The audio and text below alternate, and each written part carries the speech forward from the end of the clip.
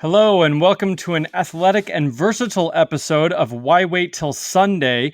I'm your host, Alfred, and we are going to be going over my top 10 athletes as listed on 247sports.com who are destined to play offense at the next level. These are incoming freshmen listed as an athlete who are going to be playing offense. And guys in the past who have done this and really flown under the radar now who are approaching the NFL and quite buzzy are Dyami Brown. You've got Tutu Atwell was listed as an athlete. Jordan Addison, who came on for Pitt last year, looking great, broke out as a true freshman, but was listed as a safety and then an athlete on the recruiting services. So I think this is kind of the last frontier of value, kind of in that C2C deep devy, era where we are trying to find as much of the unknown guys in those late rounds that just get ridiculously deep, but athletes are still something not a lot of people are looking at. I've recently put up on our website at campustocanton.com a list of all the athletes by my research who are going to play offense, but that didn't really rank them. I just put them in a list in a table so people could go and look for themselves. But then I decided, I should look at these guys and all their tape on my own and come up with my top 10. I think there's about 40 or more listed on that article. So go check it out at campustocanton.com. We just went live this week, and it is a website dedicated, the first one, to the Campus to Canton format. We have over 400 college players ranked. We have over 300 NFL players ranked by 5 writers. We have a data visualization app that you can look at any player in college right now. So a true freshman who just finished their year, you can plot them on a graph and their production against historical players, NFL players, and see where their career as a freshman is tracking against a guy like Julio Jones tracked as a freshman in college. You cannot find that kind of data anywhere else. Of course, we're going to have articles. This podcast right here will be turned into an article if you want to go back and reference it. And so there's just tons of stuff. There's also a forum where you can post C2C league listings and also say, I'm looking for a C2C league. So we're going to try to link up people trying to find these leagues that up to now you basically just have to get retweeted on Twitter and hope that something catches with someone who's got an opening. So we really want to make this more accessible, both with content, both with education, and also finding a dang league for you to get your self into. So that's a quick plug for our new website, campustocanton.com. I'm going to be putting my content on there for Why Wait Till Sunday. We've got Austin, Felix, Colin, Matt, and I can't believe I'm forgetting Jerick, who is the data mastermind, all under one roof. That's campustocanton.com. So that's a quick plug there. This is just going to, unfortunately, for you guys watching on YouTube, this is just going to be my face for this list. We had some major technical difficulties on the video. I spent hours compiling of these guys' high school highlights, which is a really big disappointment. But the show must go on. So I'm just going to discuss them. If you're listening on podcast, you can come check out my face on YouTube, but there will be no actual high school highlights in this video, unfortunately, but you'll still get names and you'll still get my opinion on these guys. So we're going to start at number 10, go down to number 1. These are all going to be athletes as listed on 247, but I have found they're going to play offense in college. That means these guys are going to be very overlooked in C2C drafts. If you're in an extremely deep devy league with a huge roster, these guys may become relevant. For Dynasty, probably not. I mean, these guys are so deep. Maybe a couple at the very top of the list, but for the most part, Dynasty, these guys are so far away. You'll have plenty of time to figure out what, and shallow devy, probably a little bit.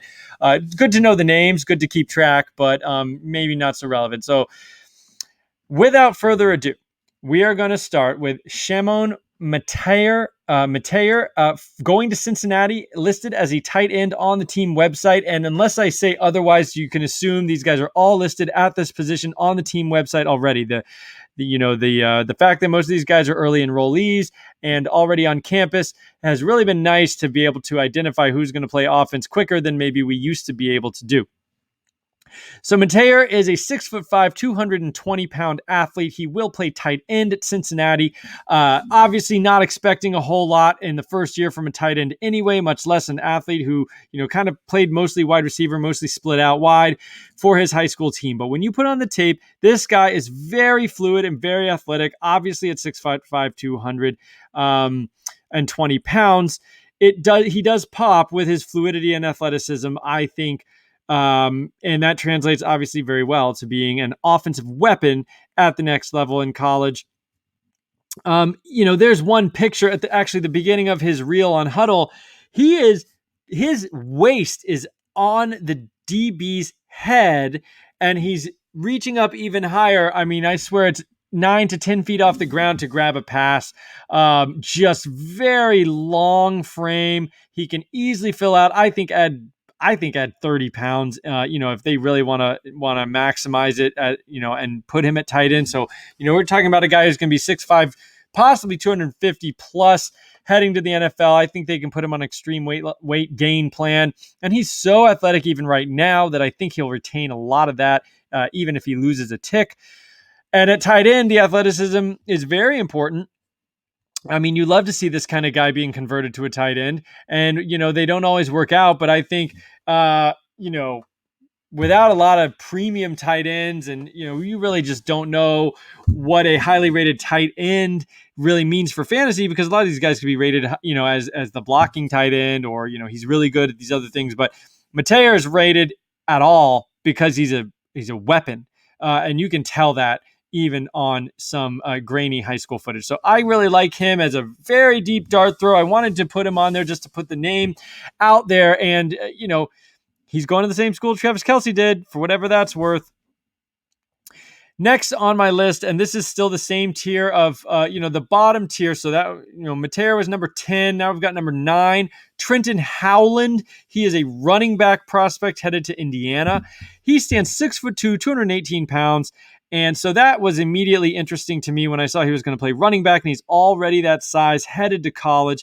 Now, there are a lot of guys you can find, 220, 230 pounds as freshmen at running back, and they just look kind of slow. It looks like they've been beating up on guys, who are just smaller than them. They're not pulling away from anyone, really. All their long runs are dragging, defenders with them. So they're definitely getting touched. They're definitely getting,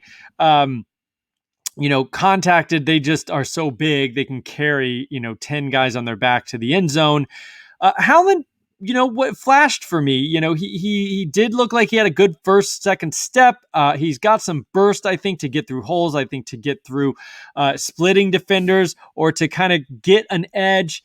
Once he's in the open field straight line, it's not quite there, but let's be honest, what are we really expecting from a guy who's a 3-star athlete headed in Indiana? I'm not going to tell you that he has some, crazy, diamond in the rough who's, 218 pounds and running a 4.40. That's not the case with him, I don't think. But I think he can get chunk gains. I mean, he can get to the second level, I think, pretty quickly. And then you've got a 6'2", 218-pound back in the second level. So that's going to be 5 to 7 yard type gains. And of course, if blocking lines up and, all the chess pieces align, I think he has enough speed to kind of, get some big runs. Didn't see a lot of pass catching on his tape, but I kind of like him. I think he's a diamond in the rough, and you're going to Indiana where there's going to be an opportunity to play early. They don't have much going on in the depth chart there. With Stevie Scott leaving, and then the incumbent is kind of a former 4-star that hasn't done too much. I don't think there's anything in his way if he, pops in camp, that they'll put him on the field. I mean, there's nobody's got a vice grip hold on the on that running back spot at Indiana. Then we have Rock Taylor. He's my number 8 athlete who's going to play tight end or wide receiver probably. If he ends up a tight end, I'm not as high on him because he's a little bit going to be undersized. He's only 6'2", 212 headed in. I mean, he'd have to grow a couple inches and also add on, a ton of weight to be a legitimate tight end, thinking at the next level. I think he shows enough fluidity to me to be a wide receiver. I don't think he's going to be like, Megatron, a humongous receiver with, ridiculous athleticism, but he looked fluid for a big guy. I mean, sometimes you get these players like the running backs where you'll get these receivers in high school at 6'1", 220 pounds, 6'3", 220 pounds, something like that. And, they just look like they're running in cement or sand. They post up guys, they body up guys. They're never wide open. They're just getting jump balls. That to me is not very impressive, even if the stats are there for a receiver. But Taylor shows a lot of movement skills, I think. If not top end speed, I do think the ability to cut, the ability to, run some routes, the ability to separate in other ways that's not just deep speed. I kind of saw that. Of course, he does have some jump balls at 6'2", 212. Of course, short yardage and things like that, they're going to throw it up to him. And he's kind of a bully. So you like to see that. He's kind of he's got that aggressive, I think, attacking the ball mentality in the air, which, you like to see. So he was higher on my list as I kept going through and trying to whittle it down. He kind of did fall for me as I just looked at the tape a couple more times, and I was like, yeah, I'm not sure there's like enough suddenness to be a great route runner at the next level, but it's not out of the realm of possibility that he develops and refines his game and ends up kind of like one of these, the classic mold is like Anquan Bolden. I guess Bateman just apparently was clocked at 4.3 something, but people thought Bateman was kind of a post up, thick slot receiver type, but so I don't think 4.3 is in Rock Taylor's future, but I think he's going to be interesting at the next level. And he was headed to Tennessee. There was some weird stuff going on there. He got basically let go, I think. I mean, I don't know if it was he decommitted. I think they basically took away the scholarship, which there's a red flag there. I did not research exactly what happened. But the day after that, he wound up signing with Memphis. So he's going to be playing with Grant Gunnell and a fairly open depth chart. I guess Calvin Austin is returning. Taj Washington had a nice redshirt freshman year last year. But I don't think there's not an alpha right now. Coxey's finally going to the NFL, who's basically led the team for the last 3 or 4 years in receiving. He's like 27 years old or something. So Rock Taylor's pretty cool. Pretty interesting guy, and headed to Memphis. I think in C2C, there's a premium for maybe picking Rock Taylor a little bit late, because I think there's a good chance he produces right away. When you're talking about NFL potential, we'll wait and see. There's a tier break here where we move to Eli Sanders for the next tier as we move up the list. So this is now the number 6 athlete. He is an athlete going to play running back at Iowa State. And I have it listed from an SB Nation article for the Iowa State, column. They're calling him a running back. They're saying he's going to, follow in the footsteps of David Montgomery and Breece Hall. So I think he's pretty much running back, although he's not on the team website listed that way just yet. 6 foot, 190 pounds, out of Arizona. Let me tell you guys, the speed on this kid is outrageous. I wish that tape was working, and maybe we'll do some kind of other feature at some point and flip on some tape, because he just, blazing speed, running away from guys, pulling away 40 yards downfield. Once he's in the open field, he is absolutely gone. And at 6 feet 190, that's a frame that if he could retain all that speed, we're talking about by the time he's out of college, approaching 210. I think you can usually think about 15 to 20 pounds, depending on how hard they push him. Heck, I think Bijan Robinson put on 20 pounds before his freshman season, like between the off season of high school and going to Texas. So I think 20 pounds at the end of 3 or 4 years is not out of the realm of possibilities. That means you're talking about 6 foot, 210 pounds. And if this guy retains that track speed, at running back, I think 4.40 is more important, I should say, than wide receivers. For running backs, I do want to see that breakaway speed, because you chug along getting 3-4 yard gains, and you do want a guy who can get that 70, 80 yard gain, especially for fantasy, and get those big, long chunk runs if everything lines up. Obviously, you need the blocking. I didn't see tons of like wiggle, true running back. I'm not sure at this time. I will say that's why he's number 6 and not higher with that top end speed that's just truly amazing. But I'm not sure he's a complete back in terms of the what you're going to need for the between the tackles and those nitty gritty yards. He caught the ball okay. I saw him kind of, he let it come into his body, but he definitely was used as a receiver on a number of times, swing passes, but also some deeper passes and things like that. I wouldn't say, certainly let the ball come into him a little bit. So that's a little bit concerning, but he was used on pass plays, which is promising, I should say. And then, but I think keep an eye on Eli Sanders. He's obviously going to sit behind Breece Hall for a year, but the Breece Hall is for sure going to the NFL, I would think, after next year. So then in 2022, there's a chance that he is the lead running back for Iowa State, and in C2C, you want a lead running back that can break it. I mean, we're talking to me, I don't know what Chuba Hubbard ran in high school, but we're talking about that just to me like truly breakaway speed once he's out in the open field. Next, we have the number 5 guy. This is the same tier I have, and then the next guy is going to be same tier that I see some very high college upside with. We're talking about NFL potential at this point. Isaiah Newcomb is an athlete headed to UCLA. Now, these athletes who turn into wide receivers, I think, have a nice track record in general of being producers, and Isaiah Newcomb is 6'1", 185 pounds, not listed on the team website just yet, but there's a quote that he said the coach wants him to be a deep threat in their offense. So, it seems like he's being told he's going to play offense.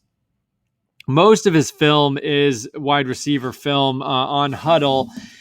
But yeah, he's going to UCLA, where I don't think they have any, wide receiver that really jumps out to my mind in terms of an alpha or anything. So I think the depth chart is open if somebody's going to come in and stake their claim and produce.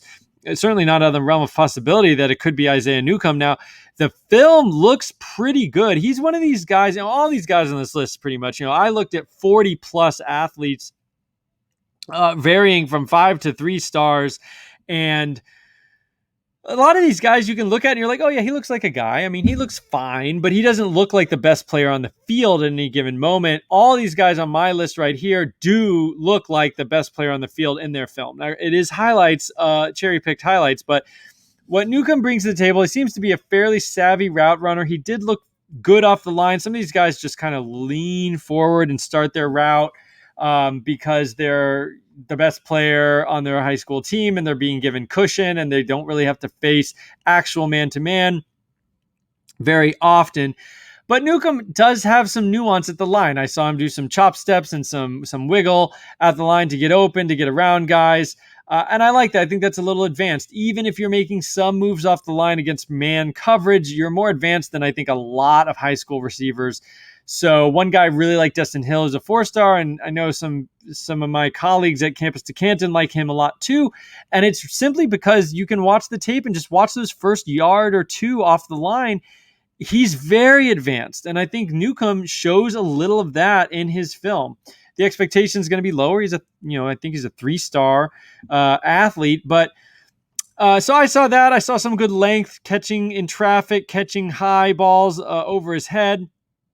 Using that nice 6'1" frame, I think his arms look kind of long. So, he's got a good catch radius, some deep, he kind of does a little of everything. I mean, there's some ins, there's some curls, there's some slants, there's some deep balls. He gets open deep. I just saw a lot of different stuff that I liked from Newcomb. And again, some of this is just kind of gut feeling. You turn on the tape and they look a little faster than the 3 other guys you watched prior. And so then you kind of circle the name. I went back today as I was finalizing this list, and I'll be honest, he was a little bit of a bubble player for me because I was like, was this tape really that good? I went back and looked again. I was like, no, it's good. I mean, it's just, he looks like a quality receiver. And at this point, you're digging real deep into these 3-star athletes. If this guy could be a quality producer at the college level, that's a win at this. He's an undrafted guy, probably even in a C2C, maybe last round. These are, I think in the next couple picks, we might start getting into guys who are actually going to be drafted in a C2C startup. Isaiah Newcomb is like last round or free agent watch list type guy, but you want to know the names, and I'm here just to tell you, depending on the depth of your league and stuff, but he's a name to remember. I think we do see these 3-star athletes go onto their college team and produce. It's happened before. It's going to happen again. All right, moving on to the number 4. I guess I must have missed one. So this is the number 5. Isaiah Newcomb was the number 6. 1, 2, 3, 4, 5, 6, 7, 8, 9. Yeah. So Devin Weathers is going to be the number 5 athlete on my list. He is a running back headed to Kansas State, and man, I think they've done it again in the backfield at Kansas State. Deuce Vaughan was the poster child for a 3-star running back who really popped last year, had over 1,000 yards for Kansas State. His future to me is limited. He's he's really listed at 5'6", I think, maybe 5'5", 160 something pounds. I don't care if he puts on 20 pounds and gets to 180. He's 5'6", 180. Like, what do you really expect, especially at the NFL level? Even if he's Darren Sproles, funny enough, from Kansas State as well. Even if he's Darren Sproles, I was looking at it today actually, and Darren Sproles had 1 year in the NFL with over 1,000 total yards. He was a nice player. He was an undersized player who really defied all the odds, but for fantasy purposes, Darren Sproles was like a bench player, spot start, flex 2 kind of guy. He was not winning you leagues. He was not really doing a ton for you on the NFL side in terms of a championship roster, in my opinion. So, Deuce Vaughan, nice player, fun story, but he's not an true NFL prospect.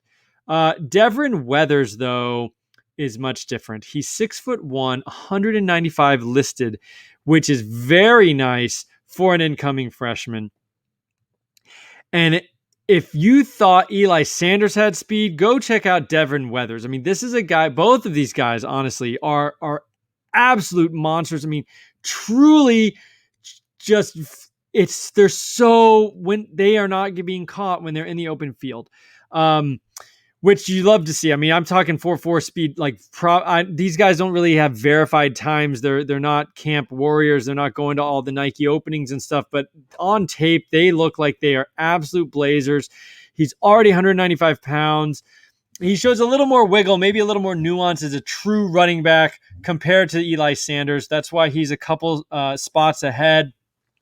And I think they do not want to use at Kansas State Deuce Vaughan as a 30-touch workhorse. So there's room for someone to come in and get some touches right away. I think Devin Weathers can be that guy.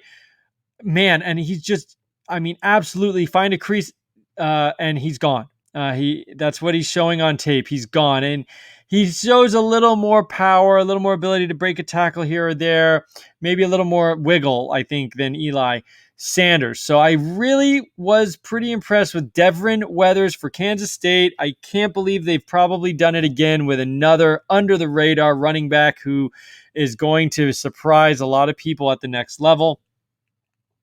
Jatavian Sanders for Texas. He's the only 5-star on this list as an athlete, 6'3", 235 pounds. And he's being listed and talked about as a defensive end / tight end. So Steve Sarkisian's already on record saying that he is going to try him out at both. So he's going to at least get a look at tight end. I had to have him because if he does play tight end, he's a jumbo athlete. The comp on 247 is Jonnu Smith, which you'll take.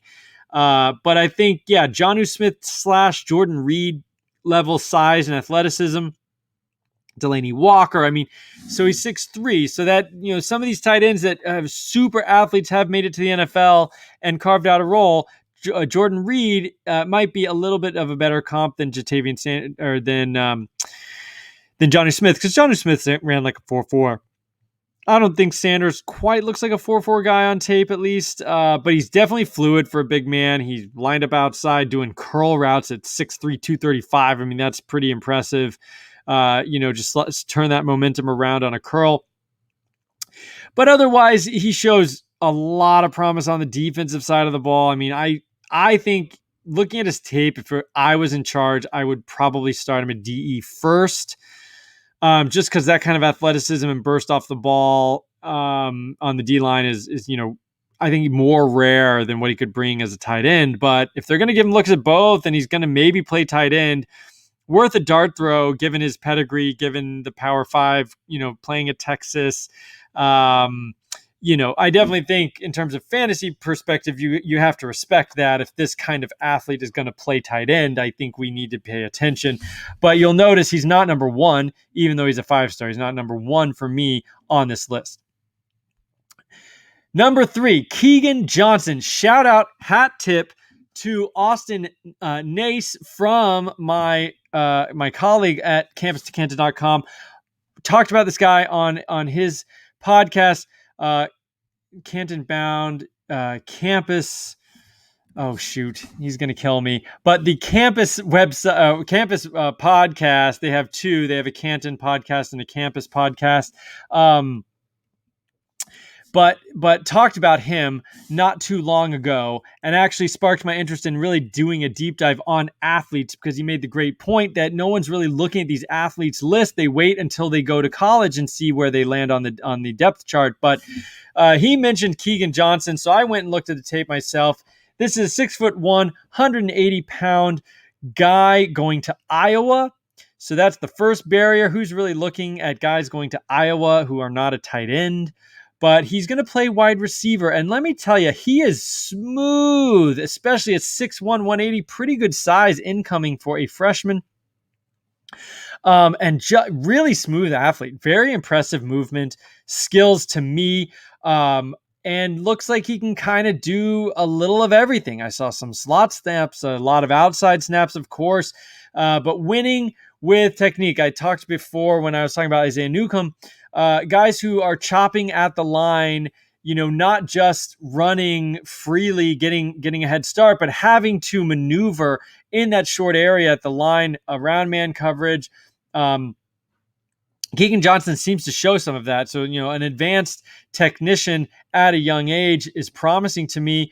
Going to a depth chart that, of course, is wide open. I mean, when's the last time Iowa had a receiver worth mentioning? I know some people like Marset, but he's whatever. Keagan Johnson. I mean, my number 3 athlete at this time, who's my top.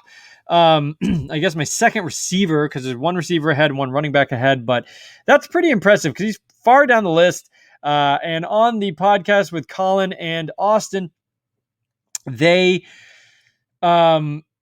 mentioned that, will you have to draft him in a C2C? And, they kind of settled on no. That's probably right. I don't think you're going to have to draft him in most C2Cs, but last round, why not? Why not just have him already on your roster? And so, I think it's a name for that 45th round. We are going to take a leap here into the next tier with the quality of these next two athletes, who I think are definitely going to be drafted in C2C startups, and probably are going to be drafted in incoming freshman drafts.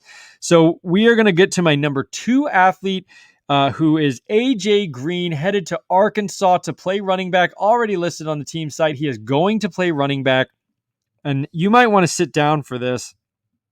This guy's 5'11", 194 pounds, headed to college. So great size, plenty of room to add to that frame at 5'11". He is clocked at a 10.38 100-meter dash. 10.38. That is like elite. I am no hyperbole. Elite long speed. That correlates to like 4.3 verified on the track for this guy who is pushing 200 pounds already. I mean, this is not a 160-pound guy who's blazing down the track. 10.38. Go Google it. 100-meter dash converted to 40 time. That is solidly in the 4.3 range. Just very fast. And I'll tell you, it matches up on the tape. Similar to Weathers, similar to Eli Sanders, but this is verified. I couldn't get good track times on those guys. This is a real track time. This kid is a 4.4, sub 4.4 burner at running back who is going to an SEC school.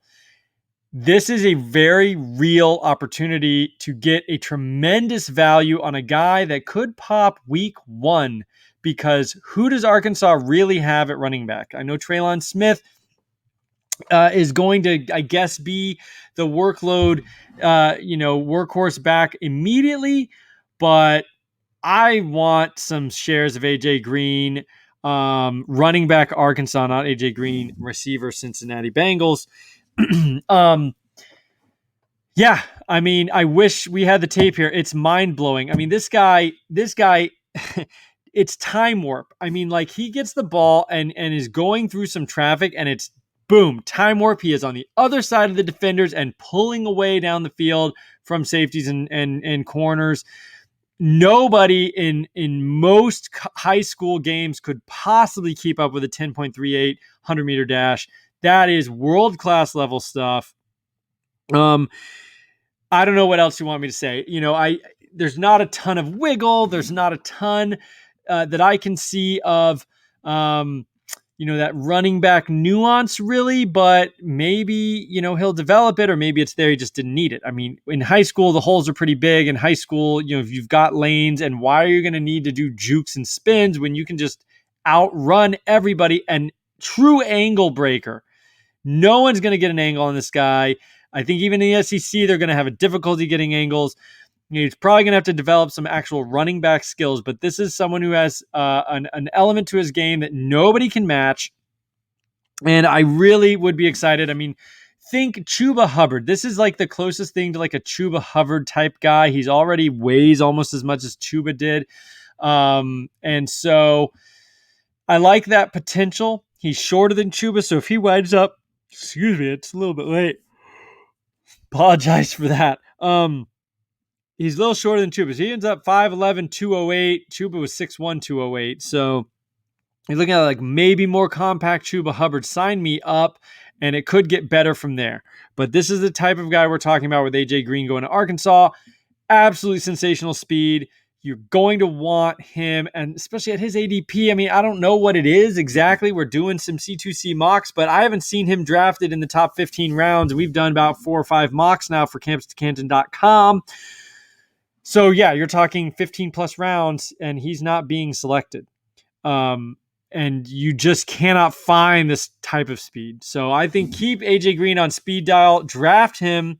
Do not wait for the waiver run. But if you have to wait, probably like 30th round. I don't think he's going to be going too high. I know Felix Sharp is already in on him. Probably, pumping his fist, listening to this podcast right now. And so now, without further ado, that's a drum roll. Billy Bowman is my number 1 athlete.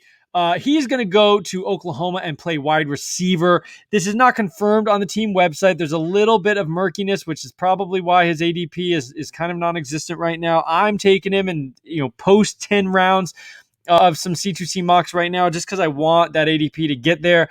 And I just really believe in this talent. He's 5'10", 175, so he's not tremendously huge right now. But he's going to play receiver, so it's not a running back we're talking about. If he can get to 5'10", 185, 190, which is very doable, that's just fine by me in college. The big thing here is he's a good defensive back safety, maybe a corner prospect. And Texas, apparently, his original commitment only wanted him to play defensive back. He wants to play offense. His family wants him to play offense. That is no secret. And presumably he broke his commitment to Texas and headed to Oklahoma because Lincoln Riley said, yeah, come over here, play offense. And so it stands to reason that's where he is going to start. And to be honest, despite recruiting really well at the receiver position, Oklahoma really only has one established receiver, in my opinion. That's Marvin Mims. Mario Williams is going as a receiver this year. Jayden Hazelwood was the number one overall receiver 2 or 3 years ago, but at this point, he hasn't done anything. He's been injured. He's been a little bit, I think, suspended as well. He's headed into his third year. He has like 10 catches on his resume. So I think the talent's there with Hazelwood, but clock's ticking with him, and maybe he'll pop this year, but there's no guarantee there. Trajan Bridges, kind of a similar story for him.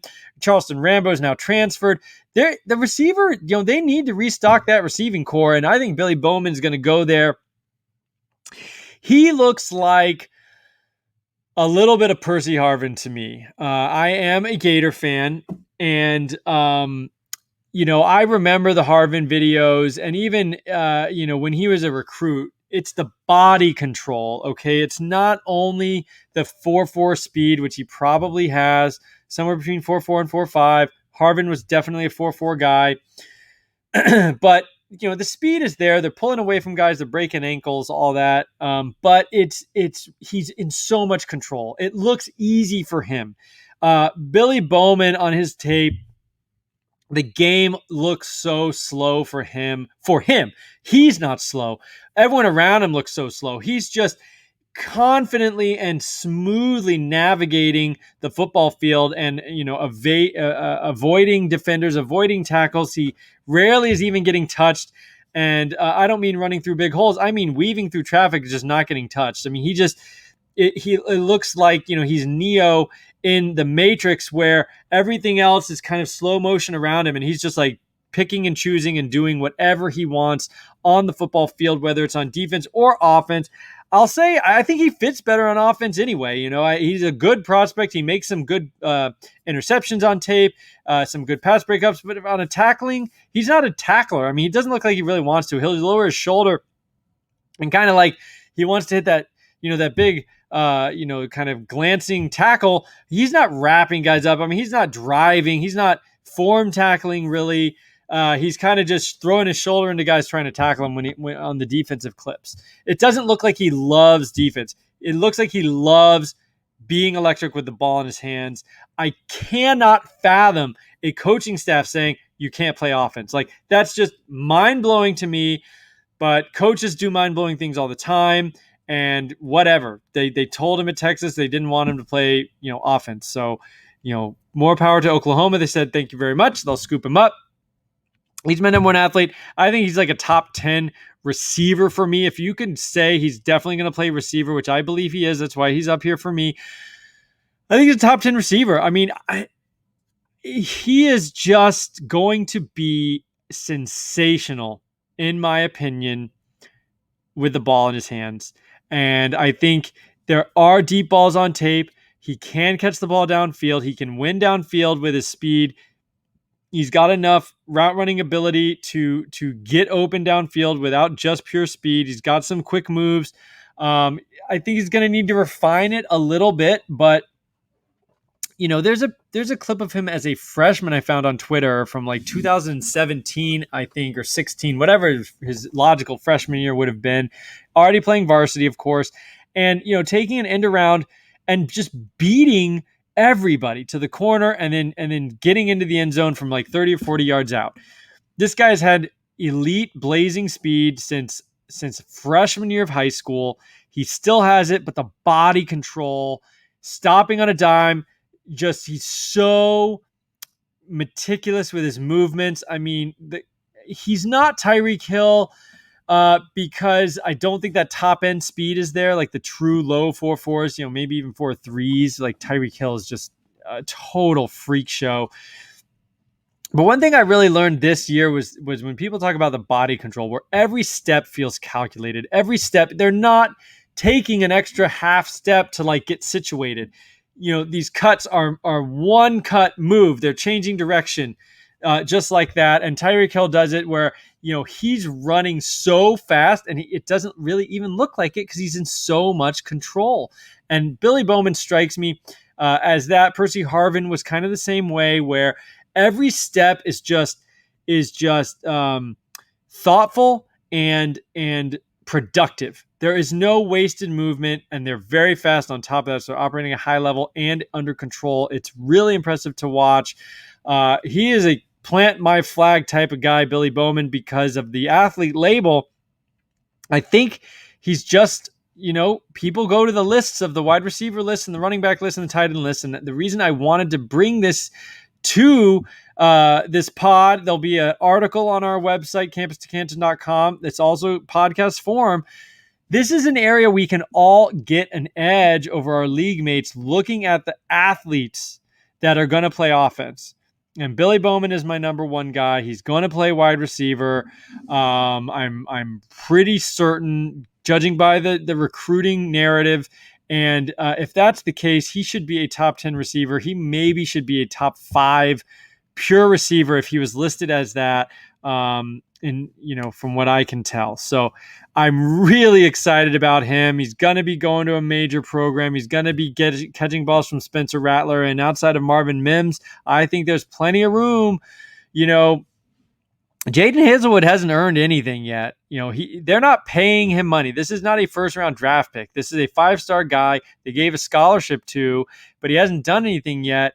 And while I liked his high school tape a whole lot, at this point, after injury and everything, we have no idea what's going to show up for Jayden Hazelwood. So these guys are not earning, multi-million-dollar paychecks. These guys are, it's best man. I mean, it is play your best players in college, and I think Bowman is going to show up refined, technical, and savvy at a young age. I'm excited. If you didn't catch that, I am excited. I'm going to take this moment to reiterate campustocanton.com. If you're listening to this, go ahead and go visit our website. We've got Felix Sharp. We've got Matt Bruning. We've got Austin Nace of the Devy Debate podcast.